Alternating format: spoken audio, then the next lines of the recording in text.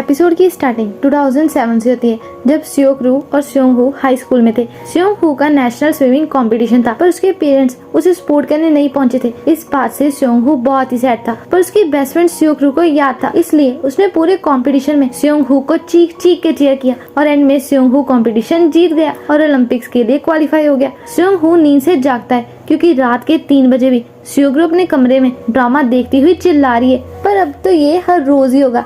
सुबह स्योंगहू अपने पेरेंट्स के साथ ब्रेकफास्ट करता है, पर इस फैमिली में काफी टेंशन है क्योंकि कोई भी एक दूसरे से खुलकर बात ही नहीं करता।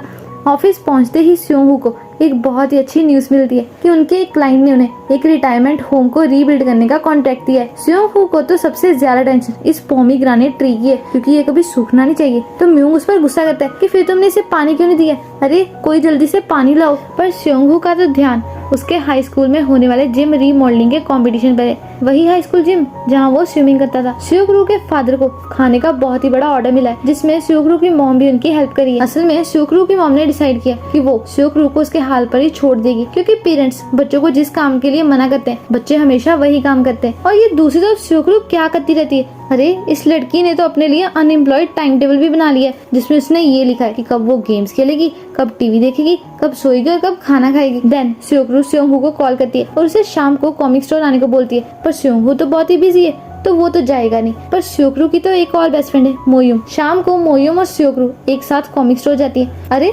इस स्योकरू फिर से मना करने के बाद भी आ गया, इस लड़के का भी स्योकरू के बिना दिल नहीं लगता।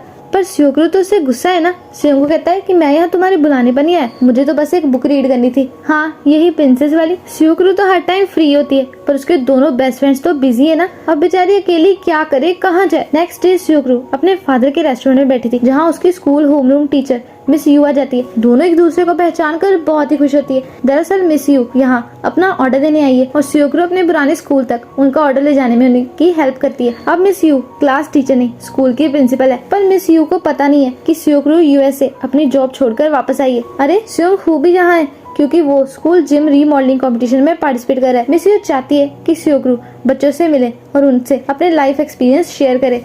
क्लास में सब बच्चे स्योकरू से मिलकर बहुत ही खुश होते हैं और उससे उसके बचपन की ड्रीम पूछते हैं। इस सवाल पर स्योकरू चुप हो जाती है क्योंकि शायद वो अपनी ड्रीम खुद ही नहीं जानती। पर स्योंगहू की ड्रीम तो हम सबको पता है ना। बाहर स्योंगहू स्योकरू का वेट कर रहा होता है और उसे जबरदस्ती अपने साथ कहीं जाने को कहता है। नेक्स्ट सीन में ये दोनों एक जगह पर मिट्टी खोद रहे होते हैं। असल में इन दोनों ने और मोयुम ने अपने हाई स्कूल के टाइम यहाँ लेटर्स लिखकर दबाए थे, जो इन्होंने प्रॉमिस किया था कि ये 10 साल बाद निकाल लेंगे, पर अब तो और भी काफी साल बीत गए हैं। स्योकरू को इसमें कोई भी इंटरेस्ट नहीं है क्योंकि वो बहुत ही सैड है कि उसने आज बच्चों से झूठ बोला कि वो अभी भी ग्रीप कंपनी में काम करती है। स्योंगहू उसे रोकने की काफी कोशिश करता है, पर स्योकरू किसी की सुनती है क्या।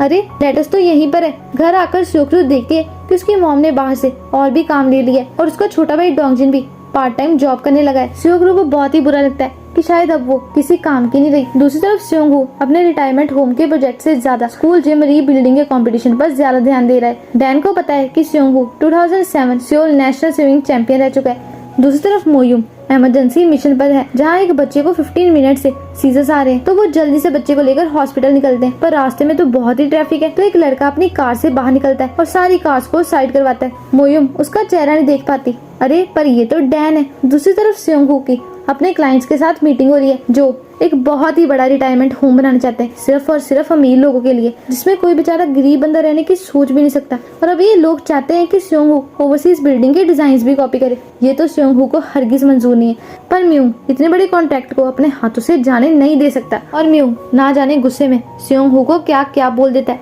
वो भी उसके स्विमिंग पूल रीमॉडलिंग कंपटीशन के बारे में, कि तुम्हारा तो ध्यान शुरू से ही उस बेकार से स्विमिंग पूल पर है। स्योंगहू को बहुत ही बुरा लगता है और वो वहाँ से चला जाता है। नेक्स्ट सीन में मोयुम अपने कलीग्स को ये बताती है कि वो लड़का जिसने आज सारा ट्रैफिक हटाया वो मेरा आइडल टाइप है, और उसे बस इतना पता है कि उसकी शर्ट पर मड फ्लैट लिखा था। पर क्या किसी ने उसकी कार प्लेट का नंबर देखा? लगता है नहीं। उसी समय मोयुम के लिए एक बॉक्स आता है जिसमें बहुत सारे राइस केक्स हैं, और ये बॉक्स डैन ने भेजा क्योंकि उसने प्रॉमिस किया था कि वो मोयुम से दोबारा कांटेक्ट जरूर करेगा। पर डैन को उसका नाम कैसे पता चला? स्योकरू एक लेडी से किसी रेस्टोरेंट में मिलने जाती है और ये लेडी उसे एक जॉब ऑफर करती है। रास्ते में स्योकरू को देख लेता है और बाद में उससे पूछता है कि तुम यहाँ क्या कर रही हो।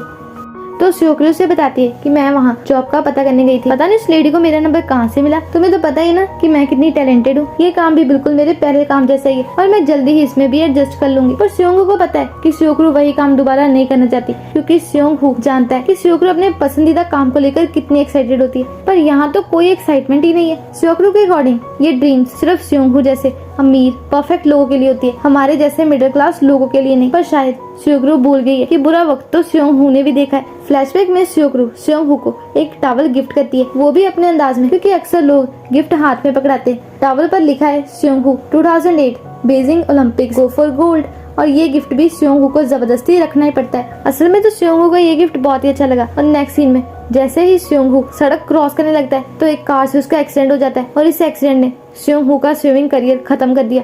उस दिन स्योकरू अपने बेस्ट फ्रेंड के लिए बहुत रोई थी और स्योंगू अपने खत्म हो गए एथलीट करियर के लिए बहुत रोया था। ये बात स्योंगू आज तक नहीं भूल पाया, तो स्योकरू कैसे भूल गई। नेक्स्ट डे स्योंगू की जूनियर स्योंगू को समझाती है कि आप अपनी जगह सही हो और म्यूंग सर अपनी जगह, तो आप दोनों को मिलजुल कर काम करना चाहिए। अरे ये तो काफी अच्छी कंसल्टेंट निकली। तो बस दोनों आपस में अपनी सारी गलतफहमी दूर कर लेते हैं और फिर से पहले जैसे नॉर्मल हो जाते हैं। मोयुम सुबह उठती है और उठते ही सबसे पहले अपनी मॉम से खाना मांगती है, तो उसकी मॉम उसे कहती है कि तुम अभी टेबल पर रखे राइस केक खा लो जो हमारे न्यू नेबर ने दी है, क्योंकि मैं उसकी ब्रोकर हूँ। क्या ये न्यू नेबर डैन है? रात को मिस यू स्कूल से वापस घर आ रही थी तो वो किसी को ग्राउंड में गड्ढा खोदते देखती है और डर जाती है। अरे ये तो स्योकरू है। देन मिस यू स्योकरू से पूछती है कि तुम इतनी रात को यहाँ क्या करी थी, तो स्योकरू ने अपने लेटर्स के बारे में बताती है। दरअसल स्योकरू अपने बचपन की ड्रीम जानना चाहती है। स्योकरू मिस यू से कन्फेस करती है कि वो अनएम्प्लॉयड है, पर मिस यू को स्योकरू पर विश्वास है कि उसने जो भी किया है वो सोच समझ कर ही किया होगा। और अब तुम पूल पर जाओ क्योंकि स्योंगू वहाँ है। स्योंगू तो वही था और इसने तो स्योकरू का लेटर ढूंढ लिया और जोर जोर से उसका लेटर पढ़ने लगता है। स्योकरू से लेटर खींचने की कोशिश करती है तो स्योंगू